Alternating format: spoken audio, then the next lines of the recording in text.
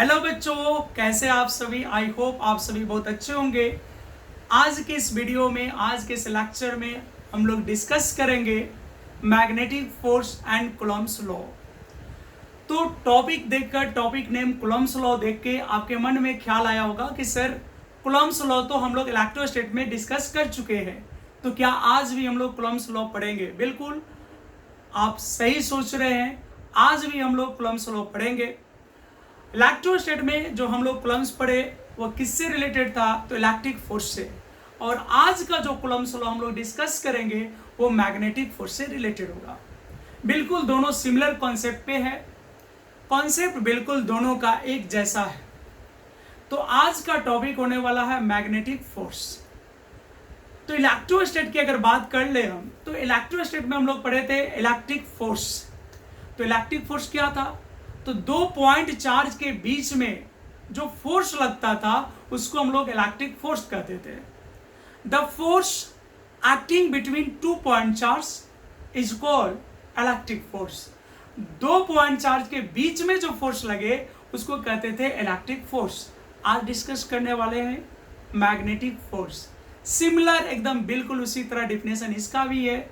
दो magnetic poles के बीच, इसके बीच दो मैग्नेटिक पोल के बीच जो फोर्स लगेगा उसको हम लोग कहते हैं मैग्नेटिक फोर्स। तो what is the definition of magnetic force, तो सिमिलर एकदम डेफिनेशन है बिल्कुल इलेक्ट्रिक फोर्स की तरह। The force acting between two magnetic poles, the force acting between two magnetic poles is called magnetic force.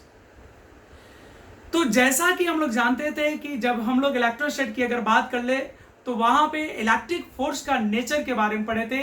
और जब दोनों चार्ज का नेचर सिमिलर था, सेम था, जब सेम नेचर ऑफ चार्ज था, जैसे दोनों प्लस प्लस हो जाए या माइनस माइनस चार्ज हो जाए तो वहां रिपल्सिव फोर्स लगता था, रिपल्सिव इलेक्ट्रिक फोर्स लगता था। अगर एक प्लस एक माइनस हो जाए, अपोजिट नेचर हो जाए तो वहां अट्रैक्टिव फोर्स लगता था। सिमिलर एकदम उसी कॉन्सेप्ट पे अगर यहाँ मैग्नेटिक पोल सिमिलर हो, जैसे अगर हम बात करें दो नॉर्थ पोल के बीच में, यानी पहला पोल नॉर्थ हो दूसरा भी नॉर्थ हो, तो जब सिमिलर पोल की बात करें जैसे नॉर्थ पोल या साउथ पोल, तो इनके बीच में रिपल्सिव मैग्नेटिक फोर्स लगेगा, बिल्कुल उसी कॉन्सेप्ट पे। और अगर एक साउथ ले ले एक नॉर्थ ले ले तो ये डिफरेंट नेचर का हो गया मैग्नेटिक पोल, अपोजिट नेचर का मैग्नेटिक पोल हो गया। तो यहाँ पे क्या लगेगा, तो यहाँ पे लगेगा अट्रैक्टिव मैग्नेटिक फोर्स। तो चलिए बिना देर किए हुए हम लोग टॉपिक लेते हैं मैग्नेटिक फोर्स। ठीक है, तो अभी हम लोग कौन सा टॉपिक पढ़ेंगे, तो अभी हम लोग पढ़ने वाले हैं मैग्नेटिक फोर्स के बारे में। किसके बारे में, मैग्नेटिक फोर्स के बारे में। Magnetic force, magnetic force. तो मैग्नेटिक फोर्स किसको कहेंगे, मैग्नेटिक फोर्स क्या है, तो देखिए the force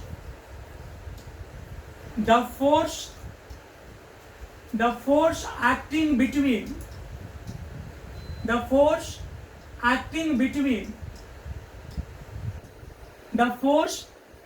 between two magnetic poles, the force acting between two magnetic poles, the force acting between two magnetic poles is called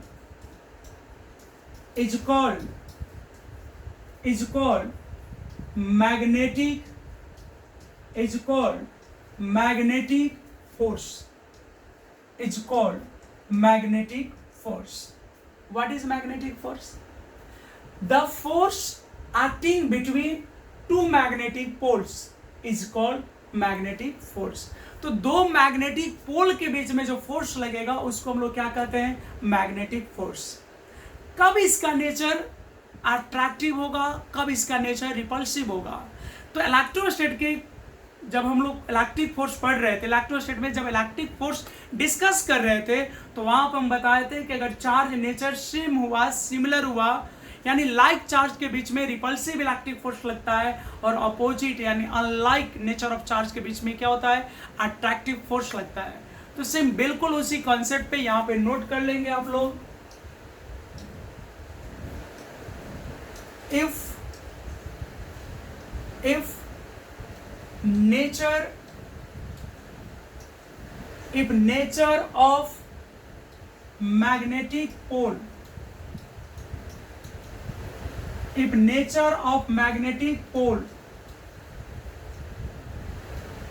is like, if nature of magnetic pole is like, यानी अगर उनका nature क्या है, same है, then magnetic force is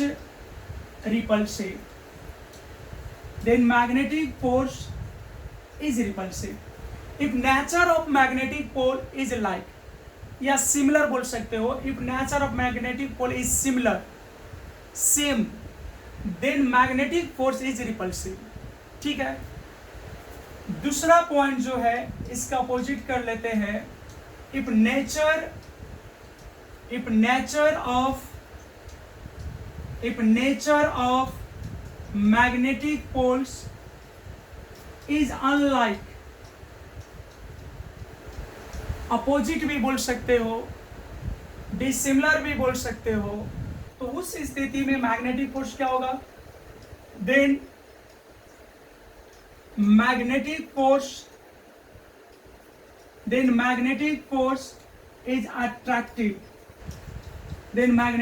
is attractive. ठीक है.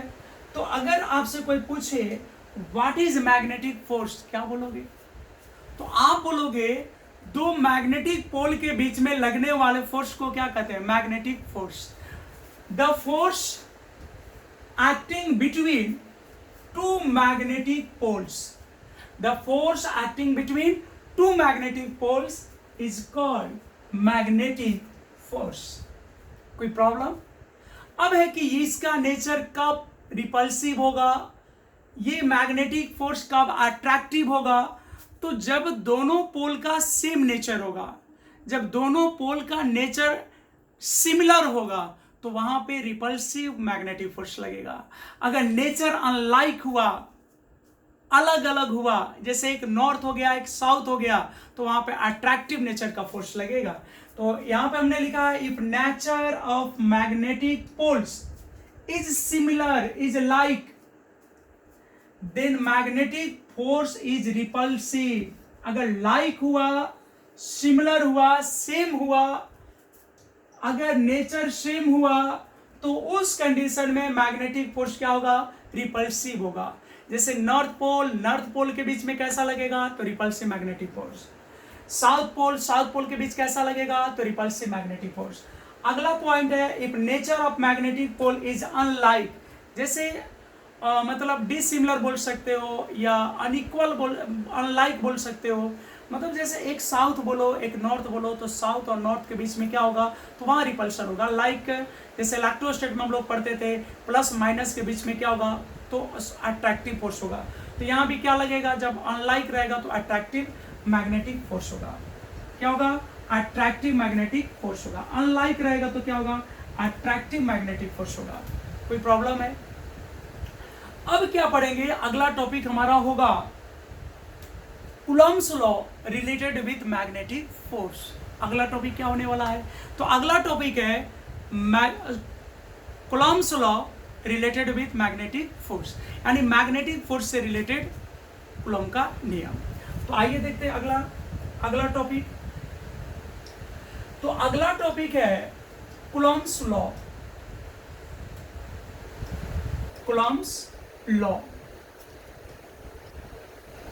related with magnetic force. किससे related भाई, तो मैग्नेटिक फोर्स से रिलेटेड. अभी जो हम लोग पढ़ने वाले हैं कूलम्ब्स लॉ, वो किससे रिलेटेड पढ़ने वाले हैं, मैग्नेटिक फोर्स से रिलेटेड पढ़ने वाले हैं. इलेक्ट्रोस्टैट में भी कूलम्ब्स लॉ मिला था, वहां पे क्या थी स्टेटमेंट, तो इलेक्ट्रोस्टैट की बात करें तो वहां पे था according to Coulomb's law, the statement of Coulomb's law, the electric force acting between two point charge, is directly proportional to product of magnitude of both charge and inversely proportional to a square of distance between them या distance between both charge। अगर दो point charge है तो उनके बीच में जो electric force लगता था वो दोनों चार्ज के मैग्नीट्यूड के प्रोडक्ट के डायरेक्टली प्रोपोर्शनल था और उनके बीच का जो गैप था, सेपरेशन था, जो डिस्टेंस था, उसके स्क्वायर का इन्वर्सली प्रोपोर्शनल था। बिल्कुल उसी कॉन्सेप्ट पे यहाँ भी है। यहाँ पे हम दो मैग्नेटिक पोल्स ले लेते हैं। कितने मैग्नेटिक पोल्स ले लेते हैं? दो। देख लीजिए, एक मैग्नेटिक पोल्स ये हो गया और एक मैग्नेटिक पोल यहां ले लेते हैं। हमने कितना मैग्नेटिक पोल ले लिया? दो। ठीक है। अब मैग्नेटिक पोल का जो पावर होता है, जो उसका स्ट्रेंथ होता है, उसको हम लोग बोलते हैं पोल स्ट्रेंथ। तो इस मैग्नेटिक पोल का जो पावर है, जो इसका स्ट्रेंथ है, उसको हम M1 मान लेते हैं। इसको कहते हैं पोल स्ट्रेंथ और इसके पोल स्ट्रेंथ को हम लोग मान लेते हैं M2। जैसे इलेक्ट्रोस्टैट में कैसे मानते हैं? Q1 Q2 और इनके बीच की जो गैप है ना भाई, इसको हम लोग मान लेते हैं R। ठीक है। अब क्या है कि ये पोल इस पे फोर्स लगाएगा और ये पोल इस पे फोर्स लगाएगा। According to Newton's third law, दोनों पोल्स पे जो फोर्स लगेगा वो इक्वल मैग्नीट्यूड का होगा। तो यहां पे हम क्या मान लेते हैं?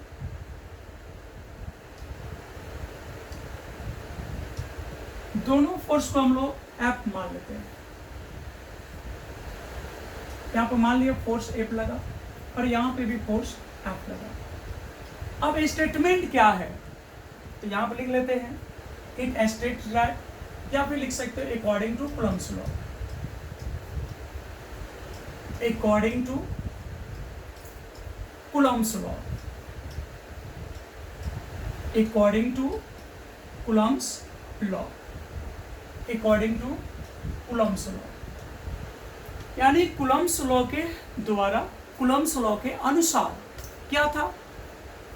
इलेक्ट्रोस्टैट में क्या था? तो the electric force acting between two point charge. यहां पे क्या लिखोगे? यहां पे लिखोगे आप the magnetic force, the magnetic force, the magnetic force acting between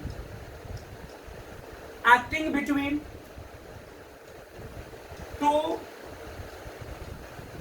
magnetic poles, acting between two magnetic poles is directly proportional to, is directly proportional to,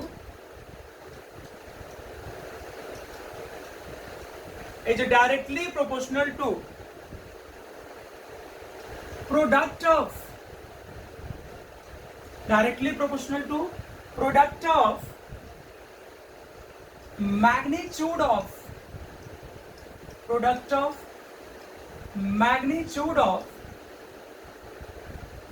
pole strength, pole strength of both magnetic poles, pole strength of both magnetic poles, both magnetic poles, and मतलब ये दोनों magnetic pole के बीच में जो force लगेगा वो दोनों मैग्नेटिक पोल के पोल स्ट्रेंथ के मैग्नीट्यूड के प्रोडक्ट के डायरेक्टली प्रोपोर्शनल होगा। एंड और इसके बीच का जो गैप है, जो बीच का सेपरेशन है, उसके स्क्वायर का क्या होगा? इनवर्सली प्रोपोर्शनल होगा। तो उसी बात को हम यहाँ पे लैंग्वेज में लिख लेते हैं। And inversely proportional to, and inversely proportional to, and inversely proportional to a square of distance between both magnetic poles, both magnetic poles. What is the statement of Coulomb's law? Statement क्या है Coulomb's law का? तो Coulomb's law कहता है कि दो magnetic pole के बीच में जो फोर्स लगेगा, दो मैग्नेटिक पोल के बीच में जो फोर्स लगेगा, वो दोनों मैग्नेटिक पोल के पोल स्ट्रेंथ, दोनों मैग्नेटिक पोल के पोल स्ट्रेंथ के मैग्नीट्यूड, यानी अगर बात करें तो हम क्या लिखेंगे, mod m1 into mod m2, ये दोनों मैग्नेटिक पोल का पोल स्ट्रेंथ का मैग्नीट्यूड हो गया, और इसके प्रोडक्ट के डायरेक्टली प्रोपोर्शनल होता है, और इनके बीच का जो गैप है उसके स्क्वायर का इनवर्सली प्रोपोर्शनल होता है। बात समझ में आ रही है? देखो यही स्टेटमेंट यहाँ पे है, the magnetic force acting between two magnetic poles, यानी दोनों मैग्नेटिक पोल के बीच में लगने वाला magnetic force is directly proportional to क्या, product of magnitude of pole strength, यानी पोल स्ट्रेंथ के मैग्नीट्यूड के प्रोडक्ट के pole strength of both magnetic poles, यानी दोनों मैग्नेटिक पोल्स के पोल स्ट्रेंथ के क्या होता है, डायरेक्टली प्रोपोर्शनल होता है।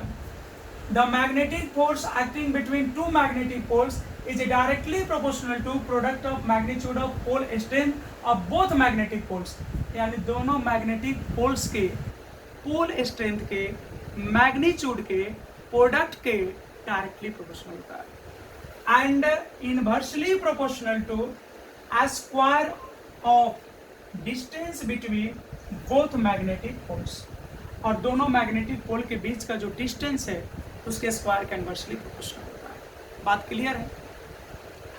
अगर डाउट बने, अगर कोई प्रॉब्लम हो समझने में, तो आपको टेंशन नहीं लेना है, वीडियो को बैक करेंगे, रिवर्स करेंगे और एक बार फिर से सुन लोगे।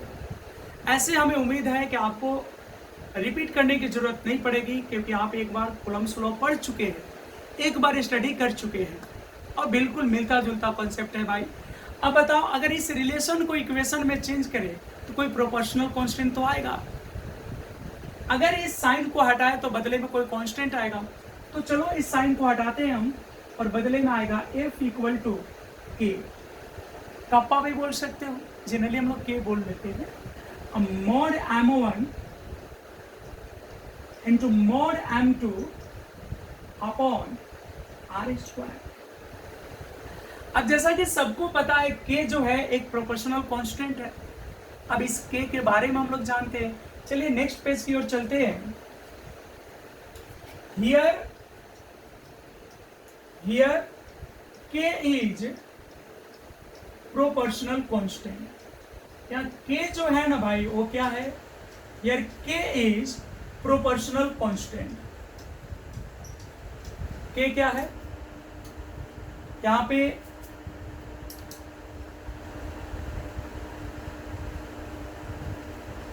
एक मिनट थोड़ा सा रुक जाएंगे,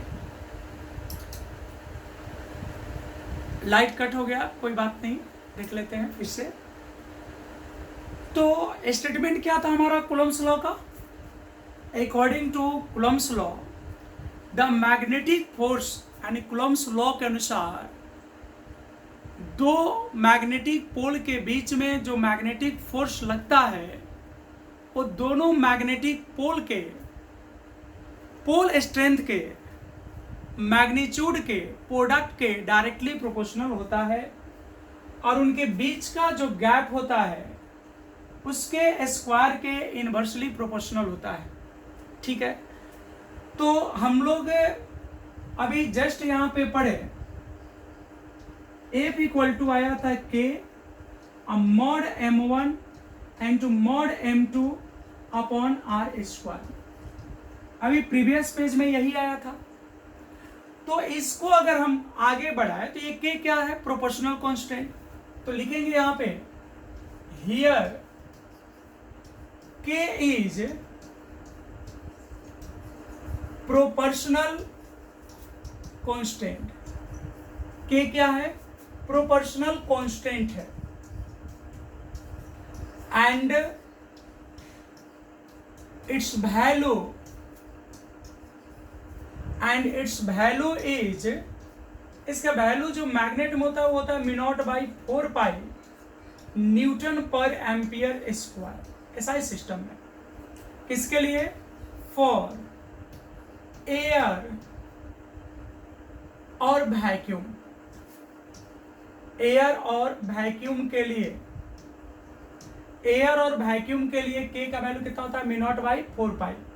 तो अगर इसमें हम K का वैल्यू रख ले तो हमारा इक्वेशन हो जाएगा F equal to mu not upon 4 pi. Mu not upon क्या है? 4 pi mod M1 into mod M2 upon R square. तो ये वैल्यू हमारा हो जाएगा। इस K के जगह अगर इस वैल्यू को रख ले तो यही मेरा रिलेशन हो जाएगा। ठीक है, अब ये हमारा जनरल फॉर्मूला हो गया जो स्पेशली किसके लिए वैलिड है? ये स्पेशली वैलिड है किसके लिए? एयर के लिए और साथ में वैक्यूम के लिए। किसके लिए वैलिड है? एयर और वैक्यूम के लिए। बट कोई जरूरी तो नहीं है कि दोनों मैग्नेटिक पोल के बीच में एयर ही हो, वैक्यूम हो सकता है कोई मीडियम फिलअप हो, उनके बीच में कोई मीडियम प्रेजेंट हो और उसका रिलेटिव परमिबिलिटी कांस्टेंट दिया है। जैसे इलेक्ट्रोस्टैट में रिलेटिव परमिटिविटी देता था, तो सेम मान लेते हैं उसी कॉन्सेप्ट पे। तो यहां नोट कर लेते हैं हम, if a medium is fill up भी लिख सकते हैं, परजेंट भी लिख सकते हैं। If a medium is present between both magnetic poles, both magnetic poles. अगर एक मीडियम, दोनों मैग्नेटिक पोल के बीच में अगर एक मीडियम भरा हो and relative permeability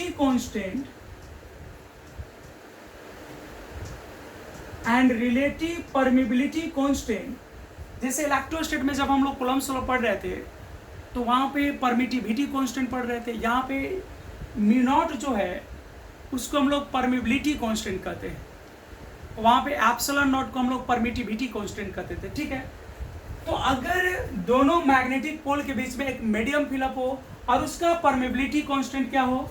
and relative permeability constant of medium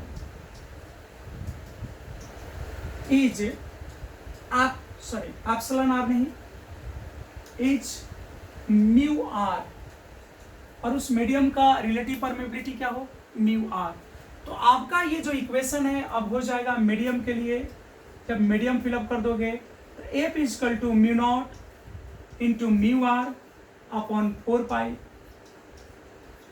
और फिर हो जाएगा mod M1 into mod M2 upon r square.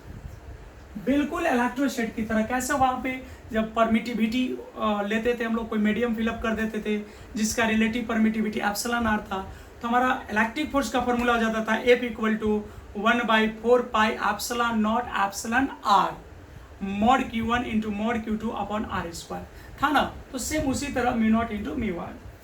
आप लोग इलेक्ट्रोस्टैट में पढ़े थे epsilon not into epsilon r को हम लोग एप्सिलॉन लिखते थे, तो उसी कॉन्सेप्ट पे यहाँ पे होगा सिंस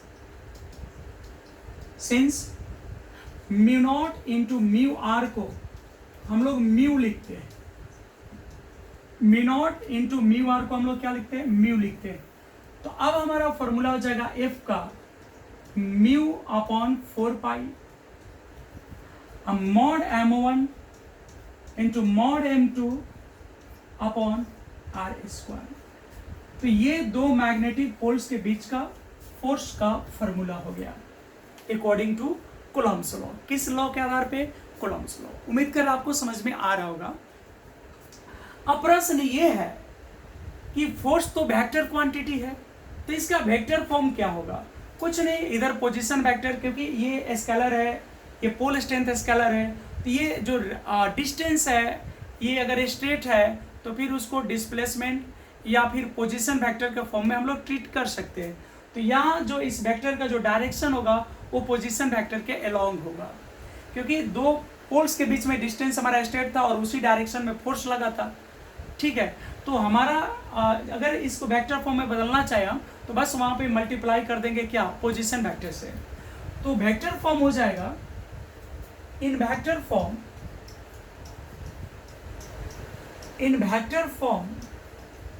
क्या हो जाएगा वेक्टर फॉर्म में? तो वेक्टर फॉर्म में हो जाएगा F इक्वल टू, हम लोग पढ़े अभी जस्ट, म्यू अपॉन 4 पाई और mod M1 into mod M2 upon R square, यही पढ़े ना। तो यहाँ पे कर देंगे इंटू R कैप, ये हो गया पोजीशन वेक्टर और ये हो गया F वेक्टर, ये आपका फॉर्मूला हो गया। ठीक है, अब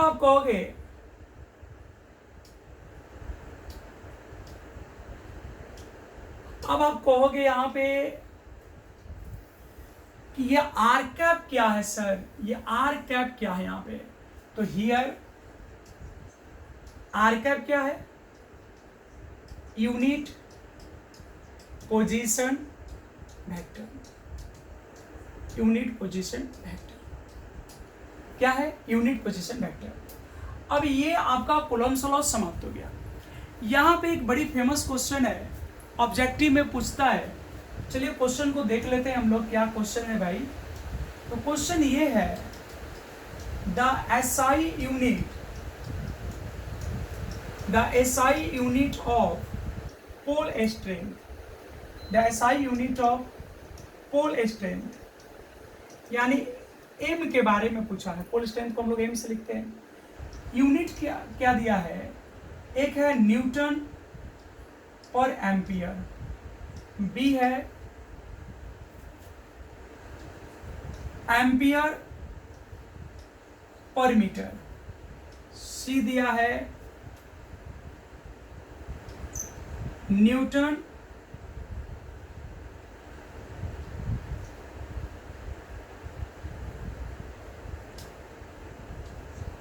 पर मीटर, और डी मान लेते हैं एम्पियर मीटर। अब ये चार ऑप्शन हमारे पास है और पोल स्ट्रेंथ का आपको यूनिट बताना है कि इसमें कौन सा होगा, न्यूटन पर ampere, ampere per metre, Newton पर मीटर या फिर एम्पियर मीटर। आपको ये बताना है, कुछ नहीं करना है।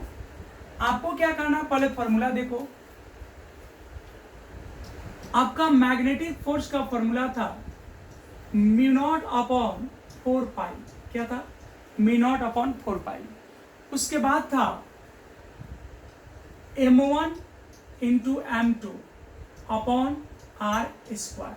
तो यही हमारा पोल स्ट्रेंथ है, M1 M2। अगर इसका यूनिट हम बात करें फोर्स का तो क्या होता है? न्यूटन। फोर्स का यूनिट क्या होता है? न्यूटन। और म्यू नॉट बाई अगर 4 पाई की बात करें तो इसका होता है न्यूटन, इसका भी होता है न्यूटन अपर एम्पियर स्क्वायर।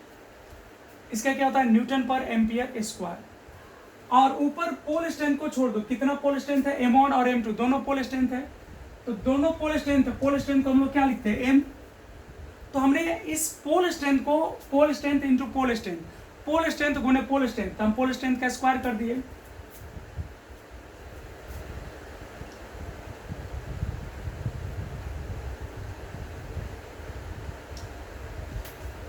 यहाँ पे हम लोग पोल स्ट्रेंथ लिख लेते हैं, पोल स्ट्रेंथ लिख लेते हैं क्योंकि यहाँ पे R का भी मीटर स्क्वायर होने वाला है। तो ये हमारा पोल स्ट्रेंथ है, पोल स्ट्रेंथ का स्क्वायर, पोल स्ट्रेंथ का स्क्वायर कर लिए। और अपॉन हो गया, ये इसका हो गया मीटर स्क्वायर, इस डिस्टेंस का क्या हो जाएगा? Metre square. तो ये आपका न्यूटन से न्यूटन तक कैंसिल हो गया। अब इस दोनों को इधर ला दीजिए RHS में, तो हो गया ampere square metre square equal to क्या हो गया? पोल स्ट्रेंथ, इसका स्क्वायर। तो अब बताओ अगर केवल पोल स्ट्रेंथ का हम यूनिट पूछे तो इधर रूट ले लोगे, तो जब रूट ले लोगे तो एम्पियर मीटर हो जाएगा। तो पोल स्ट्रेंथ का ऐसा यूनिट क्या हो जाएगा, एम्पियर मीटर। ठीक है, तो उम्मीद कर रहे हैं आपको ये समझ में आया होगा। ठीक है, हाँ, इस वीडियो में थोड़ी सी डिस्टरबेंस रही, बीच में लाइन कट हो गया, जिसकी वजह से मेरे पास पेज जो है सेव नहीं है, नहीं तो बैकअप करा देते, एक बार फिर से समझा देते। तो चलिए कोई बात नहीं, अगला लेक्चर अगले वीडियो में, और अगले वीडियो में हम लोग अगले कॉन्सेप्ट के साथ मिलेंगे, यानी लेक्चर नंबर 2 के साथ। तो उम्मीद करते हैं आपको समझ में आया होगा। फीडबैक जरूर बताइएगा कमेंट में। आज के लिए इतना ही, धन्यवाद आप सभी का।